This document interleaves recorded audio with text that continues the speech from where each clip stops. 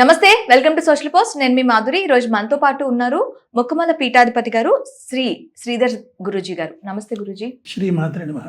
గురూజీ, వసంత నవరాత్రుల్లో రెండో రోజు ఏ అమ్మవారికి పూజ చేసుకోవాలి? ఈ అమ్మవారికి పూజ చేయటం వల్ల ఏ గ్రహ దోషం అనేది మనకి పోతుంది? తప్పకుండా తల్లి. వసంత నవరాత్రులు మహాత్రిపుర సుందరి అమ్మవారికి సంబంధించినటువంటివి. ఇక తర్వాత అదేవిధంగా మహాత్రిపుర సుందరి అమ్మవారిని విశేషంగా ఉపాసిస్తూ రెండవ గ్రహం అయినట్టు చంద్రగ్రహం. ఈ చంద్రగ్రహం దోషభూయిష్టంగా కనుకుందనుకోండి, మానసిక భయాందోళనలు, మానసిక రుగ్మతలు, మనోవ్యాధులు, ఈ తర్వాత ప్రశాంతత అనేది కోల్పోతాం. ఎప్పుడూ ఏదో రకమైన ఆందోళనతో ఉంటుంది. మనం ప్రశాంతంగా ఉంటే ఎవరో కూడా వచ్చి డిస్టర్బ్ చేసేస్తారు. ఏదో ఒక మనోవేదన అనేది మాత్రం పట్టి పీడిస్తూ ఉంటుంది. చంద్రుడు బాగున్నాడు అనుకోండి, మానసిక ఉల్లాసము, ఆహ్లాదము, ప్రశాంతత చక్కగా చాలా బాగుంటుంది, ప్రశాంతంగా ఉంటుంది అనమాట. అయితే ఈ చంద్రదోషము నెల రోజులు ఉంటూ ఉంటుంది. ఒక్కో రాశిలోనూ చంద్రుడు ఒక నెల రోజులు ఉంటాడు. ఈ దోషాన్ని పోగొట్టుకుందుకు మనం ఏం చేయాలంటే భువనేశ్వరి మహామంత్రాన్ని ఉపాసించాలి. భువనేశ్వరి ఈ భువనేశ్వరి దేవి భువనేశ్వరి, మాయా భువనేశ్వరి, సౌభాగ్య భువనేశ్వరి 3 స్వరూపాలతో దర్శిస్తుంది తల్లి. అయితే ఇక్కడ భువనేశ్వరి మహామంత్రం 1000 సార్లు జపం చేసుకుని ఒక్క కొబ్బరికాయ కొట్టి మంగళహారతి ఇచ్చేస్తే సంవత్సరం మాత్రం చంద్రదోషం మనల్ని పీడిస్తుంది. ఈ యొక్క భువనేశ్వరి మహామంత్రం ఏకాక్షరమే. హ్రీం హ్రీం హ్రీం అంతే.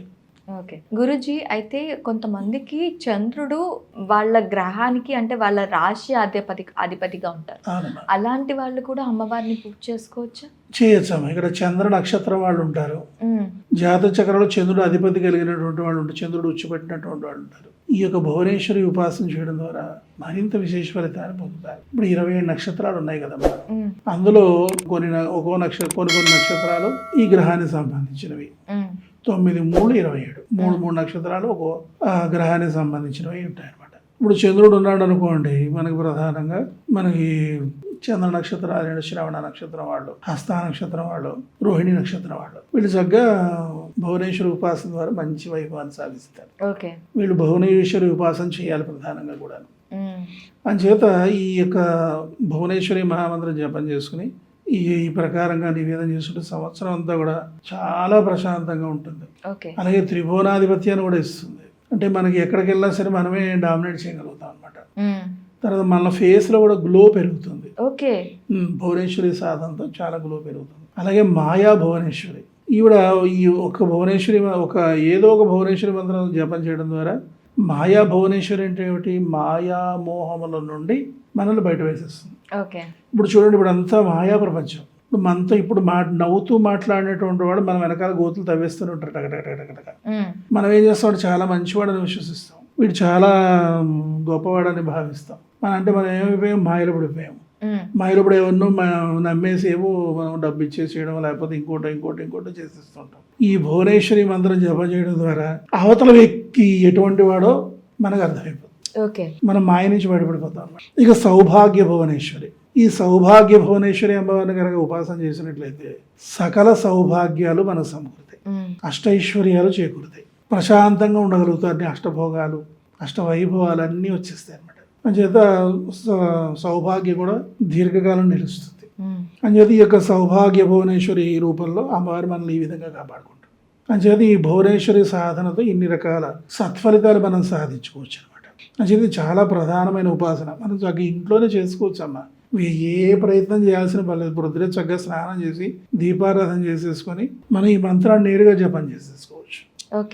అలా కూడా అవకాశం లేదు. స్నానం చేసేసి చక్కగా కూర్చొని ఈ జపం చేసేసుకోవచ్చు. జపానికి నియమాలు లేవు, అది గుర్తుపెట్టుకోండి. ఎవరైనా సరే జపం చేయడానికి ఏదో చేయాలి, అదేదో చేయాలి కాదు. కొంతమంది బహిష్ట టైంలో ఉంటారు ఆడవాళ్ళు, అలాంటి వాళ్ళు కూడా ఈ జపాలు చేయొచ్చా? అయితే ఇక్కడ ఏమిటంటే తల్లి, అమ్మవారి యొక్క ఉపాసనకి 5 రోజుల సమస్య లేదు. శ్రీ విద్యోపాసనలు 5 రోజులు పట్టించుకోరు. అయితే అనుమానంతో చేయొద్దాం నేను అనేది అది. శ్రీ విద్య అంటే ఏంటంటే గురువు ద్వారా మహామంత్రాన్ని ఉపదేశం పొందుతారు. ఇందులో శ్రీ విద్య అనేసరికి అంటే ముందు బాలా త్రిపుర సుందరి మహామంత్రం ఉపదేశం అవుతుంది. 9 లక్షలు జపం చేసిన తర్వాత పంచదశాక్షరి మహామంత్రం ఉపదేశం ఇస్తాం. అది 15 లక్షలు జపం చేసిన తర్వాత మహాషోడశాక్షరి మహామంత్రం ఉపదేశం ఇస్తాం.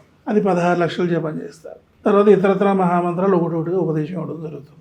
ఎప్పుడైతే సౌభాగ్య పంచదశి మహామంత్రం చెవులు పడిపోతుందో ఇక వాళ్ళన్నిటికీ కూడా అతీతులు అయిపోతారు. ఓకే. ఇక 5 రోజులు ఇబ్బంది అనేది వాళ్ళకు ఉండదన్నమాట. కానీ కొంతమంది ఉపాసన చేస్తున్నప్పుడు కూడా వాళ్ళకి ఏదో కొంచెం సందేహము, అనుమానం ఇలాంటివి ఉంటాయి. అట్లాంటి వాళ్ళు వద్దు, 5 రోజులు మానేసి జపం చేసుకోమని చెప్పేస్తుంటాం. అందుచేత ఆ రకమైన శ్రీ విద్యోపాసకులకు 5 రోజుల సమస్య అనేది ఉంటుంది. అమ్మవారికి అసలు అది పట్టించుకోవసరం లేదు అని చెప్పేసి శ్రీ విద్యా ప్రమాణం కూడా చెప్పబడుతూ ఉంటుంది. అందుచేత ఆ విధంగా కూడా చేసుకోవచ్చు, కానీ అనుమానంతో చేయాలి. అనుమానం అందుచేత ఈ భువనేశ్వరి సాధనతో మనం ఎన్ని అద్భుతమైన అన్ని విజయాలు సాధించుకోవచ్చు. ఈ తర్వాత అదేవిధంగా ఇంకొక గొప్ప అవకాశం ఏంటంటేనమ్మా, 10 రోజులు దీక్షగా మనం చేయలేము అనుకున్నప్పుడు ఈ 10 రోజులు ఏదో ఒక రోజు ముక్కామల మహాక్షేత్రానికి వెళ్ళిపోయి ఉదయం 6 గంటలకు వెళ్ళిపోయి గోదావరిలో స్నానం చేసేసి చక్కగా ఒక్కో అమ్మవారి దగ్గర మహామంత్రాలు రాసే ఉంటాయి. ఆ మంత్రాల దగ్గర అమ్మవారి దగ్గర కూర్చొని ఒక్కో మంత్రం వేసాలు చేసేసుకుని కొబ్బరికాయ కొట్టేసుకుని మంగళహారతి ఇచ్చేసుకుని 10 మంత్రాలు ఓ రోజులో పూర్తి చేసేసుకోవచ్చు. ఓ రోజులో అయిపోతాయి. ఆ విధంగా సాధన చేసేటువంటి వాళ్ళకి పీఠం వారంతా కూడా ఉచితంగా భోజనాలు ఏర్పాటు చేస్తారు. దానికి డబ్బు కట్టాల్సిన పని ఏమీ లేదు. ఉచితంగా వెళ్ళి చక్కగా సాధన చేసుకోవచ్చు. చాలా బాగుంటుంది. ఆ విధంగా ఏర్పాటు ఉంటుంది. దశమహావిద్యా సాధన చాలా గొప్ప తల్లి. ఈ అపోహల్లో పడిపోయి పాపం దూరం చేసుకుంటున్నారు. తర్వాత అట్లా దశమహావిద్య ఉపాసకులు అని చెప్పుకుంటూ కూడా ఎదుటి వ్యక్తులను భయపెట్టేటువంటి వాళ్ళు కూడా తయారయ్యారనే విషయం నాకు వినపడుతోంది. అట్లా భయపెట్టిన వాళ్ళు కూడా నేను హెచ్చరిక చేశాను. నేను తప్పనన్నా ఒకటే గుర్తుపెట్టుకోండి, అమ్మ ఎప్పుడు కూడా దగ్గరికి తీసుకుంటుంది, హక్కును చేర్చుకుంటుంది. ఏదైనా ఇబ్బంది ఉంటే మనకి వారిస్తుంది, అది పోగొడుతుంది తప్పించి ఎప్పుడు అమ్మ ఇబ్బంది పెట్టదు. మీరు అట్లాంటి అపోహలు కలగ చేయకండి అన్న. అలా కలగ చేస్తే అమ్మే ఆగ్రహిస్తుంది మీ పైన.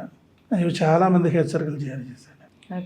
ఎందుకంటే అజ్ఞానంలో పడి రకరకాలుగా అమ్మవారిని చాలా క్రూరంగా చూపించడము, మధ్య మాంసాలు నైవేద్యం పెట్టడం నష్టం ఎవరికో కాదు, వీళ్ళే నష్టపోతారు.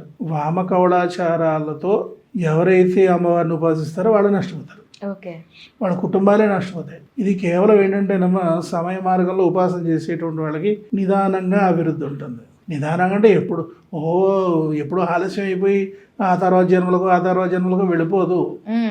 ఇప్పుడు మనం అమ్మవారిని చక్కగా సమయ మార్గంలో ఉపాసన ప్రారంభించాం అనుకోండి, మనం 1 లక్ష జపం చేసిన దగ్గర నుంచి మన వైభవం ప్రారంభమవుతుంది. స్టెప్ బై స్టెప్ 10 సంవత్సరాలకి యాక్సిస్లోకి వచ్చేసి చక్కగా ప్రయాణం సాగుతుంది. లైఫ్ అంతా ఉంటుంది. అయితే ఇక్కడ క్షుద్ర విద్యా ఉపాసన ఏదైతే ఉందో, ఈ వామకౌళ మార్గాల్లో ఉపాసన చేసిన ఉపాసకులకి జుమ్మని తారాజోల లేచి వెంటనే పడిపోతుంది. ఈ ఉపాసన చేసిన కేవలం కొన్ని మాసాల్లోనే అది సిద్ధించేసి ఎక్కడికో తీసుకెళ్ళిపోయి 10 సంవత్సరాలు కూడా ఉండదు, వాళ్ళ వైభవం పడిపోయి కుక్కల చీపిన విస్తరైపోతుంది వాళ్ళ జీవితం మొత్తం. సర్వభ్రష్టత్వానికి గురైపోతారు. అంచేత చాలామంది ఏం చెప్తారు, అమ్మవారు ఉపాసన చేస్తే వాళ్ళే నాశనం అయిపోతారు, వాళ్ళ కుటుంబం నాశనం అయిపోయింది, వీడి కుటుంబం నాశనం అయిపోయింది చెబుతూ ఉంటారు, మీరు వినే ఉంటారు. ఇలా నాశనం చేసుకున్న వాళ్ళందరూ ఎవరంటే ఈ వామ మార్గంలో కౌళ మార్గంలో అమ్మవారిని ఉపాసన చేసిన వాళ్ళు. అమ్మవారిని విశ్వసించి అమ్మవారిని ఉపాసించి ఉచ్చ దశలో ఉన్నటువంటి వాళ్ళు ఎందరో ఉన్నారు. మోక్ష సామ్రాజ్య సిద్ధిని పొందిన వాళ్ళు ఉన్నారు, అఖండ ఐశ్వర్య భోగ భాగ్యాలు అనుభవిస్తున్న వాళ్ళు ఉన్నారు, అలాగే అఖండమైన కీర్తి సంపదలు పొందినటువంటి వారు ఉన్నారు. అంచేత చాలా పొరపడతారు అంతా. అంచేత వామకౌడాలు విసర్జించండి, చక్కగా సమయ మార్గంలో వచ్చి అమ్మవారు ఉపాసన చేసి చక్కటి సత్ఫలితాలు సాధించుకోవాలి. Thank you. శ్రీమాత్రే నమః.